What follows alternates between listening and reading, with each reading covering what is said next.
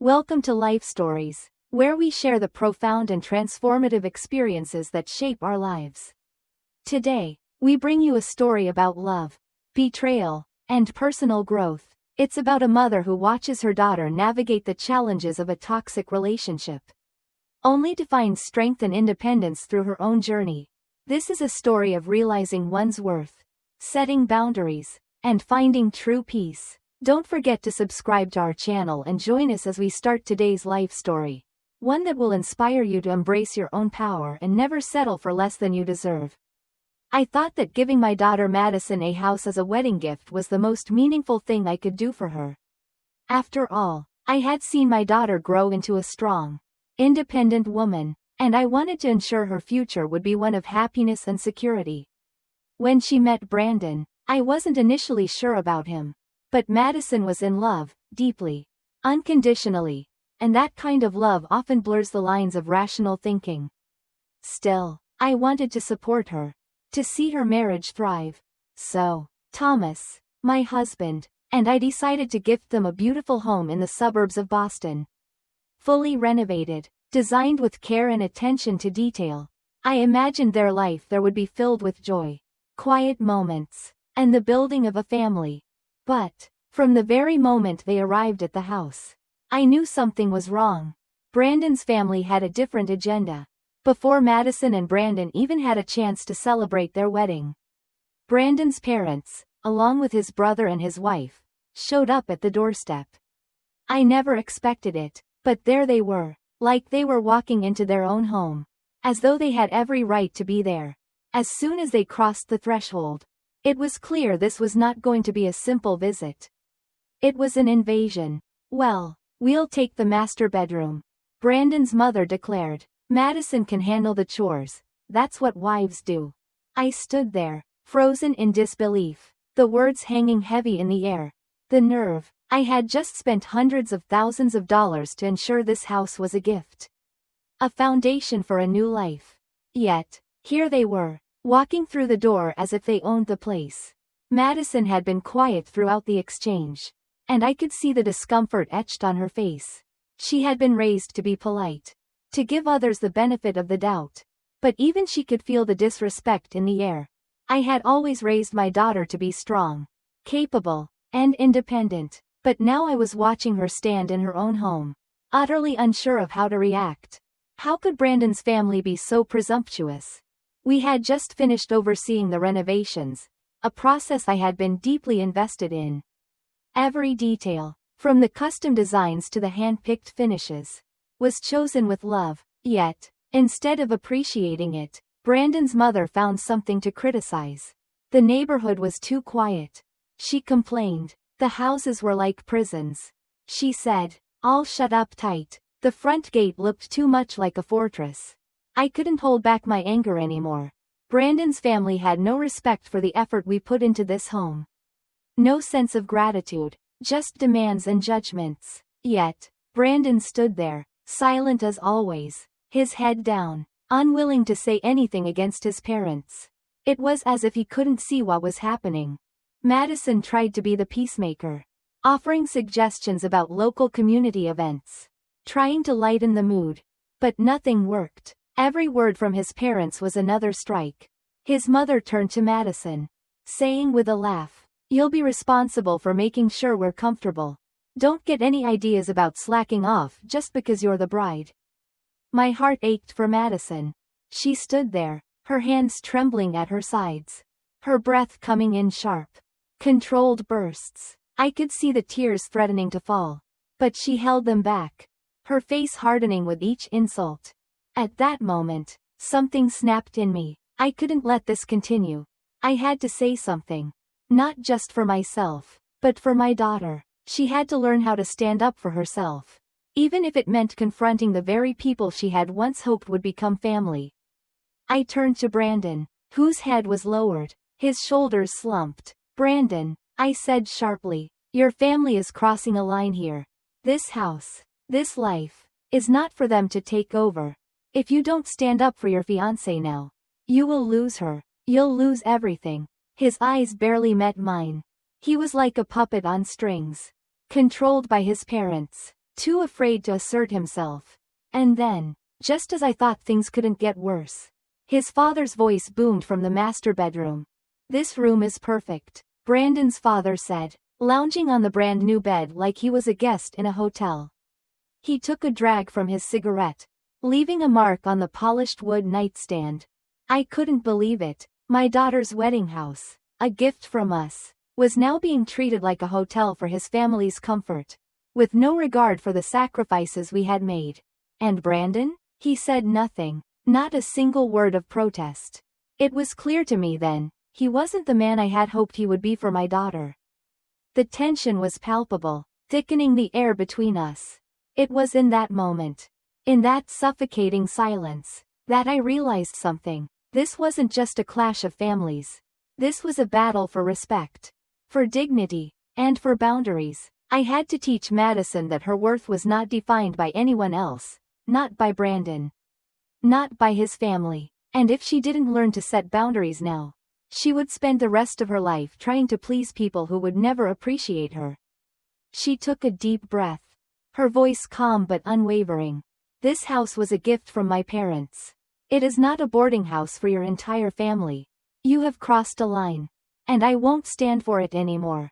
Her words were like a breath of fresh air in a room that had been suffocating us all. As Brandon's parents stood there, shocked by her boldness, I felt a strange sense of pride for my daughter. She was finally speaking up for herself. And I realized then that no matter what happened next, she was stronger than I had ever known. The days that followed felt like a blur. A strange mixture of relief and growing tension. After the confrontation, I thought that maybe, just maybe, things would start to settle down. But I quickly realized that Brandon's family wasn't going to back down so easily. What I hadn't expected was the emotional manipulation that followed. The lengths to which Brandon would go to prove his entitlement and try to guilt Madison into submission. In the days after their shocking display of behavior at the house, Madison thought things would calm down. But as much as she wanted to move past it, Brandon couldn't let go. It seemed like he had a different plan in mind. A few days later, he sent Madison an email. The subject line was simple: "Madison. About the house." I remember the moment she handed me her phone. Her face pale. "He sent me this," she said, her voice trembling slightly. I could tell she was already overwhelmed by the situation. When I saw the email, my heart sank. The message was shockingly entitled, almost like a formal transaction, an invoice of sorts. Brandon had meticulously itemized every dollar he had supposedly spent on Madison during their time together. Like she was some kind of investment he expected a return on. Each expense was broken down line by line. From a $20 dinner he claimed to have bought to an $11.80 Starbucks purchase. There, at the bottom, was the grand total, $2,897.36. I couldn't believe my eyes. I had seen petty behavior before, but this was beyond absurd. It wasn't just that Brandon was trying to claim he had spent money on her. It was the tone, the calculated effort to paint Madison as ungrateful, to make her feel as though she owed him something. This wasn't just about money, it was about control.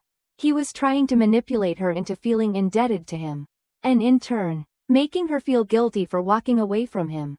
The email ended with a subtle threat: "If you don't pay me back, I'll have no choice but to settle this in person." The words hung in the air as I read them, cold and calculating. This wasn't a plea for reconciliation. This was emotional blackmail. Madison, still shocked by the audacity of it all, set the phone down slowly. Her hands were trembling. I could see the pain in her eyes. She had always believed in people, in love, and in fairness. But this was something else. This wasn't the man she had once seen as her partner. This was a person who saw her as an opportunity, a means to an end. I wanted to say something, to offer her comfort, but I knew this wasn't something I could fix for her. She had to learn how to handle this on her own. After all, she had already taken the first step by standing up to his family at the house. But this was different. This was something much deeper than a simple family dispute. It was about her sense of self, her understanding of what she was worth. I watched as Madison slowly began to breathe again. her anger rising in her chest, mixing with a profound sadness. I could see the wheels turning in her head. She knew she couldn't let this slide.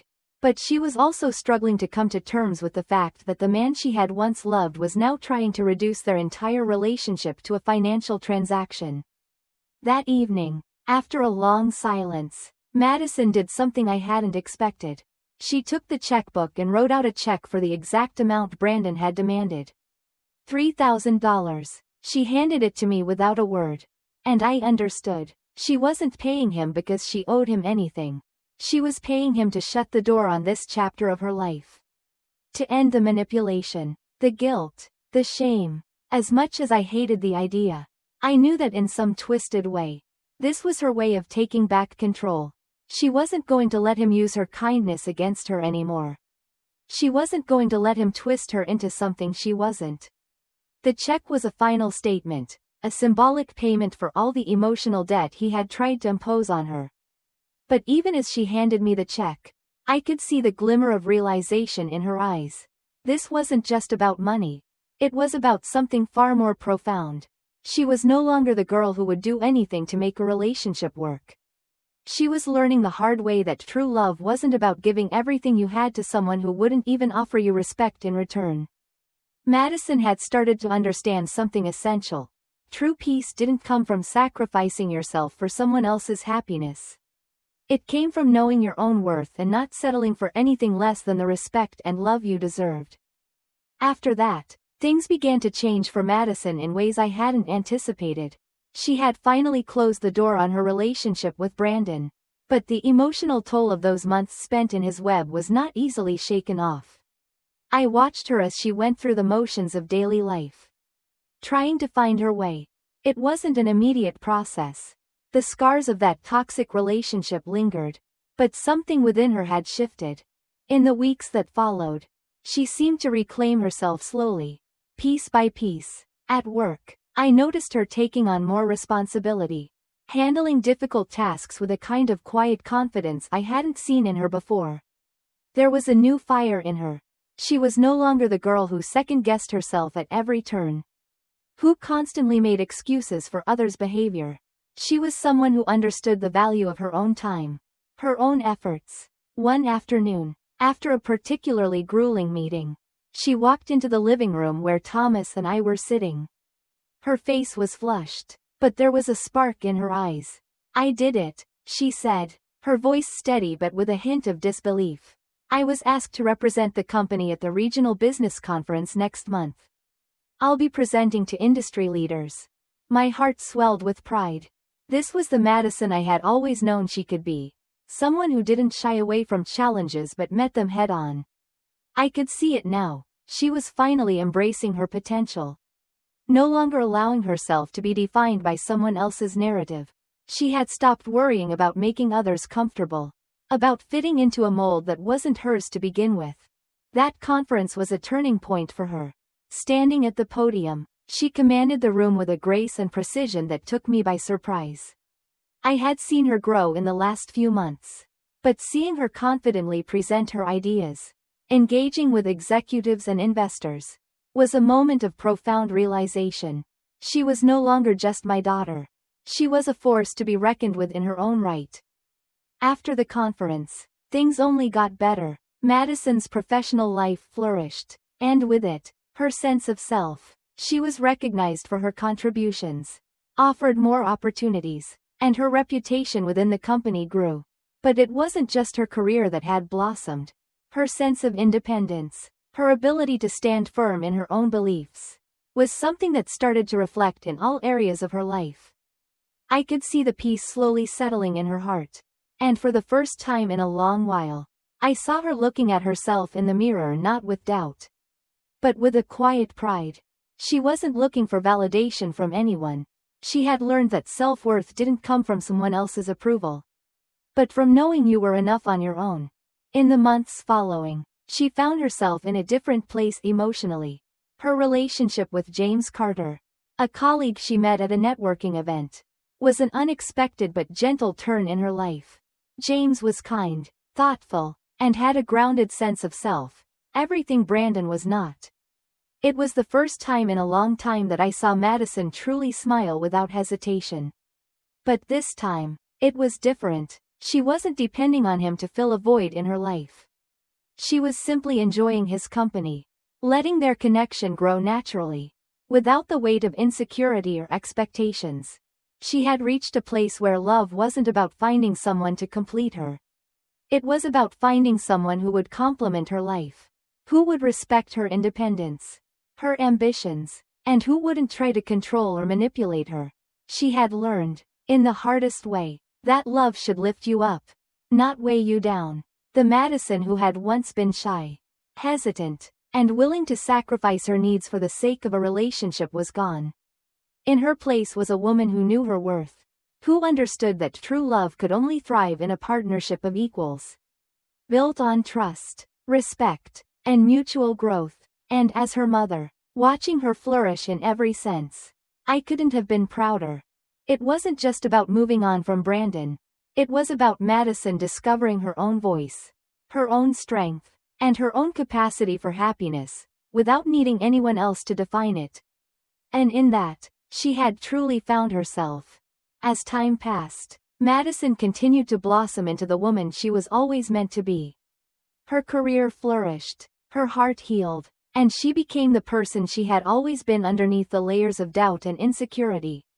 Brandon, and everything that had come with him, was nothing more than a chapter in her past, one that had shaped her. Yes, but no longer defined her. I watched with pride as she stood on her own, stronger, wiser, and more confident than ever. She no longer felt the need to look back, no longer questioned her worth. The love she had once sought from Brandon was now something she had found within herself. She understood now that true love wasn't about clinging to someone who didn't value her. It was about finding peace within, about choosing happiness, about knowing that no matter what happened, she would always have herself. The world around her had shifted. Where she once feared failure, she now embraced it as part of her growth. She had discovered that life wasn't about perfection, it was about learning, evolving, and never losing sight of the person you are. And so, as we continued walking down the path of life, side by side, I realized that the lessons Madison had taught me were just as powerful as the ones I had tried to impart to her. In the end, it wasn't just her who had grown. It was both of us. Thank you for watching this story. Don't forget to subscribe to our channel for more life stories and lessons that shape us all.